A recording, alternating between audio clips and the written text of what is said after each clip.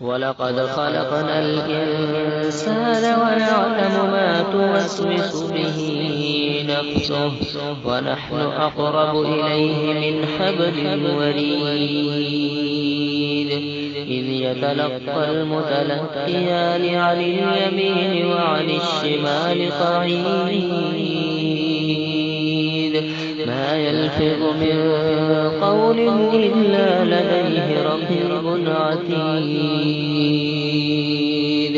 وجاءت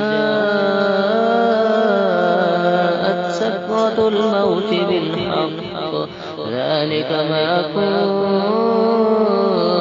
منه تحيد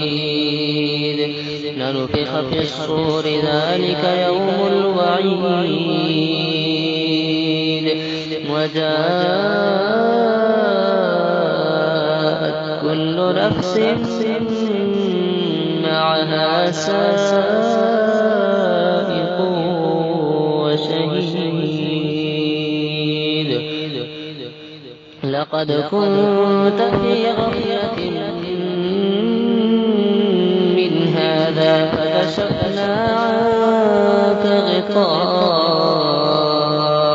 فبصرك اليوم حديد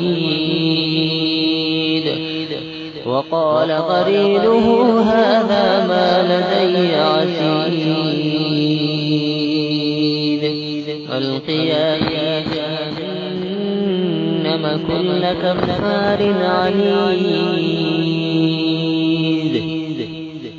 مناع للخير معتد مريب الذي جعل مع الله إلها آخر فألقياه في العذاب الشديد قال قرينه ربنا ما أطغيته ولكن كان في ضلال بعيد قال لا تختصموا لدي وقد قدمت إليكم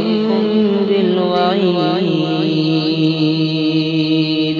ما يبدل القول لدي وما أنا بظلام